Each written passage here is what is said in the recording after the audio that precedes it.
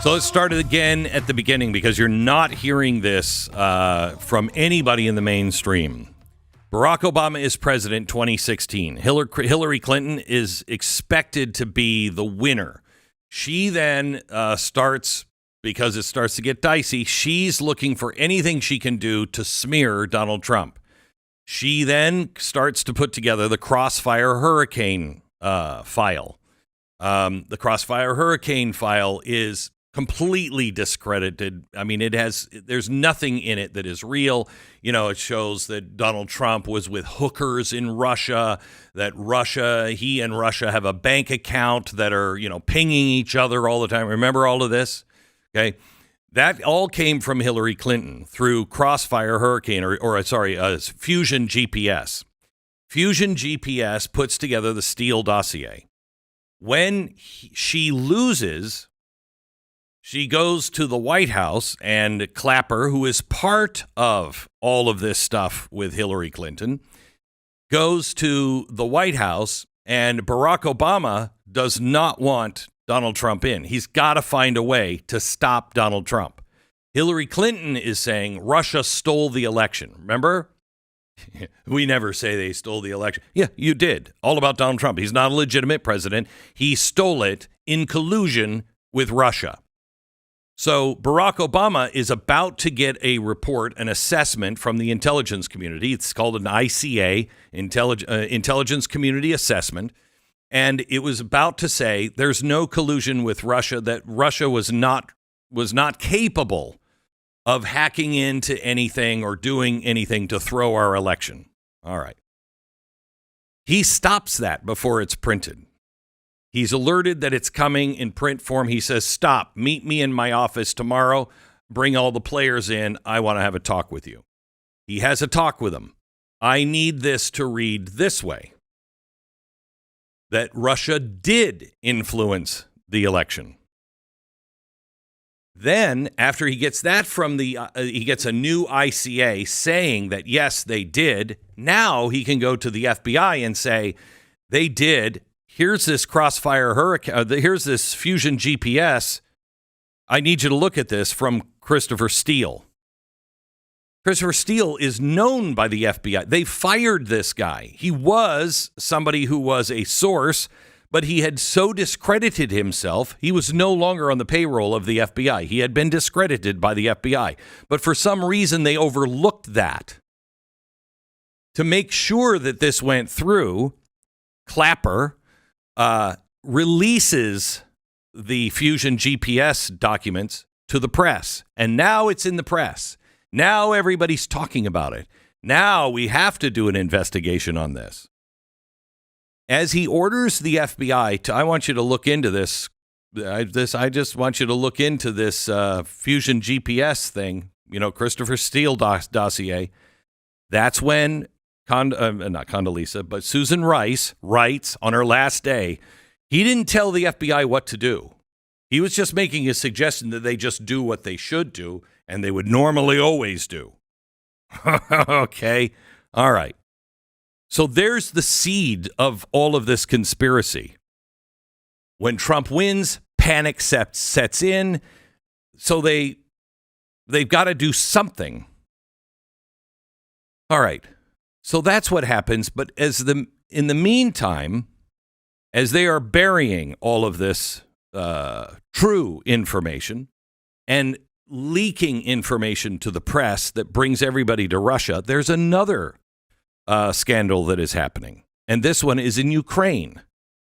This scandal is on a totally different front. This is, at the same time all this stuff is happening, Hunter Biden is on the board of Burisma, corrupt gas company raking in millions of dollars with no experience. And the Ukrainian prosecutor is investigating that company. And Joe Biden comes back and he brags about getting him fired by threatening to withhold a $1 billion U.S. aid package. Hillary Clinton's people are there. Soros is there. All the usual suspects are there.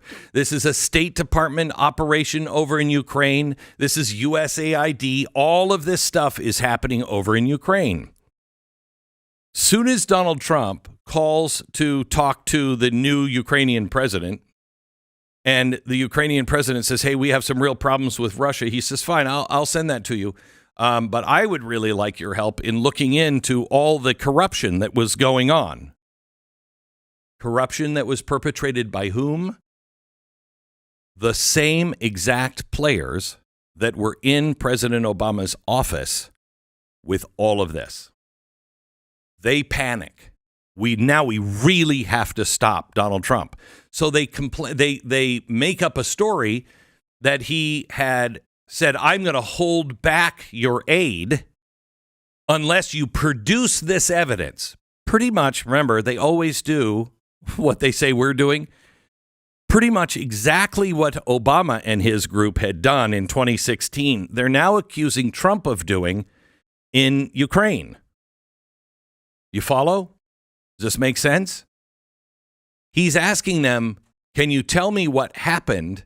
And he's now impeached over that. Now let that sink in. The same people who manufactured a Russia hoax now impeach a sitting president for trying to expose the people who were involved in that corruption.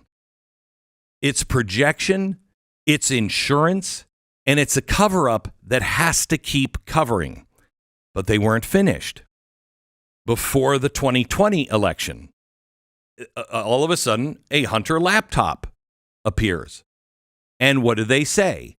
This is Russian disinformation. When it looks like somebody's going to print it, somebody's going to run with it, what do? The same exact people in the FBI and intelligence community go to the social media companies and say, this is a Russia hoax. And then how many former intelligence officers sign that letter? Who put that letter together? Clapper. The same guy that was in the original meeting where Susan Rice says nothing weird happened here. And Clapper puts that together and says this is all a hoax.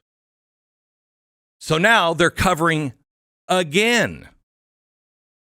All the emails, all the contracts, all the corruption, same cast of intelligence officials sign that public letter. This is all Russian disinformation. Another lie, another operation. And again, the press continues to listen to these people like Clapper, who is now, I think, on a payroll of one of these companies, as a press commentator. Then what happens? Then you have President Biden winning. He wins. But then what happens? You've got to take Trump out. So you have January 6th. And yes, it was chaotic. Yes, people acted shamefully. Some of these were real anarchists. I don't know what their political belief was, but some of them were anarchists. But there's some questions about January 6th. Where is the pipe bomb? Where is the pipe bomber? There were 2 pipe bombs. One of them almost killed the vice president. Why was she moved from the Capitol to the DNC headquarters where the pipe bomb was? Why did that happen? How did all of a sudden every single record from the Secret Service just disappear? All their phone records, all the records on why she was moved, all of that just gone, just disappeared. It happens, Why couldn't we there was no camera on the pipe bomb, and who placed that pipe bomb? Why? The camera was aimed at the same place for at least 6 months, and then right before this happens, it's moved in another direction. Right after they find the pipe bomb, it's moved back into that direction. Why? Why did they never look for the scaffold man, the guy who was up on the scaffolding directing the crowd what to do? We don't even know who that was. We don't know his name. How about Ray Epps? How about the people from the FBI and intelligence community that said there were no FBI agents on the ground that day? There were no CIA or FBI operatives on the ground. Then it was, we don't know if there were any. And then Once they lose this election, we find out there were 25 of them on the ground. Why? Why did the surveillance tapes that were held back suddenly contradict the sworn testimony of the hero cop? He wasn't even in the part of the building he said he was in. But nobody covered that. We did. Same cast of characters involved in that. A chance to do to Trump what they failed to do with Clinton and Obama, what they failed to do under Schiff and impeachment. Now they're trying to get him with January 6th, but that doesn't hold. So now what do? Now the same group of people, the same judges in many cases, they decide they're going to prosecute Donald Trump. And they're going to try to get him thrown into jail. Find him guilty of a crime, any crime, to protect democracy. It's going to stop Hitler. But listen to what these people have done. They lied to a FISA court. They doctored evidence and then testified at a FISA court, which violates your rights as an American citizen. They then falsified intelligence. They spied on a campaign illegally. They framed a sitting president. Not once, not twice, counting still 3 times. They silenced the entire laptop story. They controlled the press. They opened our borders while lying about the effects and the causes. Remember, she was going on to a fact-finding mission to find out what was causing all these people. They knew what was causing them. It was their own NGOs that they were paying through government funds to bring all those people in. They never told you that. In fact, they lied about it. They told us, putting people up in hotels, that's ridiculous. That's exactly what they did. Then they lied about their involvement in bringing them across the borders. They lied about the Medicare going to the illegals that we're just finding out now.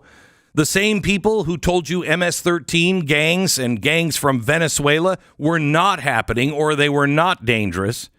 They were racist tropes. The same people that let terrorists and terror cells into our country and then sent the exact same people back to the press to tell us that our borders were secure. And then finally lied about the president's mental fitness. They used the auto pin to pardon all or some of those involved in all of this. Then when Biden was found and seen to be incompetent, he wasn't removed from office. He was just removed from election. No one asked any questions. The same people, Clapper, Rice, Brennan, Obama. And then Obama and the Klan decided to run Kamala Harris. They decided that, not the people. They decided to run him. To run her. And again, no questions were asked. The press even went from she's the absolute worst to 2 days later, she is the savior of our republic. And now these same people are claiming their Fifth Amendment rights when asked a simple question. When did you know? Did you know the president was incompetent? That's what this is about. This is about the biggest conspiracy. This is about the deep state. If you think the Epstein thing was big, you're never going to get the Epstein. You'll never get the truth of the Epstein until this is stopped. This is the entire narrative of the last 10 years and a cabal of maybe 10 to 20 people that have orchestrated all of it. That's why it's on page A15 and not even found on the Washington Post today. This is massive.